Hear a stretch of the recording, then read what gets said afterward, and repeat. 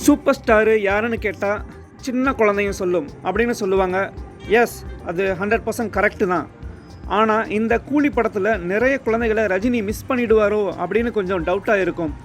வழக்கம் போல் அவருடைய ஸ்டைல் இந்த படத்தில் ரொம்ப நல்லாவே ஒர்க் அவுட் ஆகிருக்கு. பட் வயலன்ஸ் கலந்த ஒரு ஸ்டைலாக இருக்குது, அவ்வளோதான். மற்றபடி படம் ஓரளவுக்கு நல்லா தான் இருக்குது.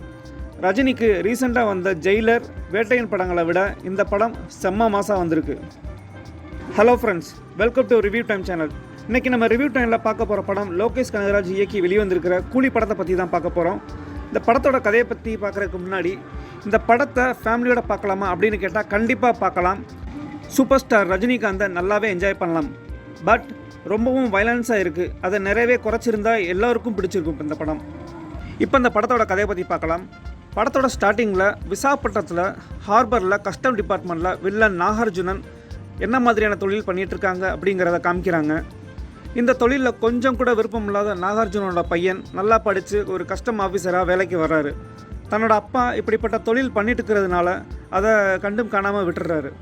ஆனால் இந்த ஹார்பரில் பொருட்களை மாற்றுறது மட்டும் இல்லாமல் வேறு ஏதோ ஒரு பெருசாக தொழில் பண்ணிகிட்ருக்காங்க அப்படிங்கிறத இவங்கக்கிட்டேயே கூலியாக வேலை பார்த்து தெரிஞ்சுக்கலாம்னு காளி வெங்கட் வர்றாரு. பட் அவரால் கண்டுபிடிக்க முடியலை.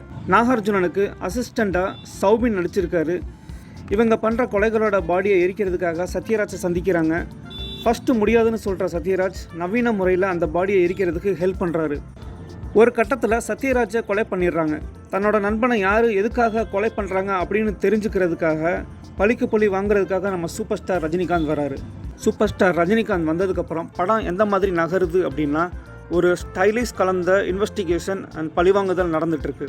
ஸ்க்ரீன் ப்ளே ரொம்ப அழகாக பண்ணியிருக்காரு நம்ம லோகேஷ்.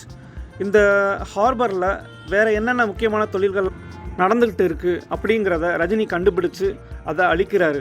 படத்தில் அப்பப்போ கிளைமேக்ஸ் பேக்ரவுண்ட்லாம் காமிக்கிறாங்க. தியேட்டரில் விசில் சத்தம் காதை கிளிக்குது. அந்த அளவு செம்ம மாசாக காமிச்சிருக்காங்க ஃப்ளாஷ்பேக் சீன்ஸ். படத்தோட கடைசி 20 நிமிஷம் செம்ம மாசாக இருக்கும், செம்ம ட்விஸ்ட்டாகவும் இருக்கும்.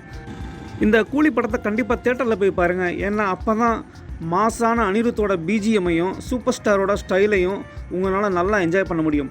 எந்த விதமான எதிர்பார்ப்பும் இல்லாமல் இந்த படத்தை போய் பாருங்கள், செம்ம மாசாக இருக்கும்.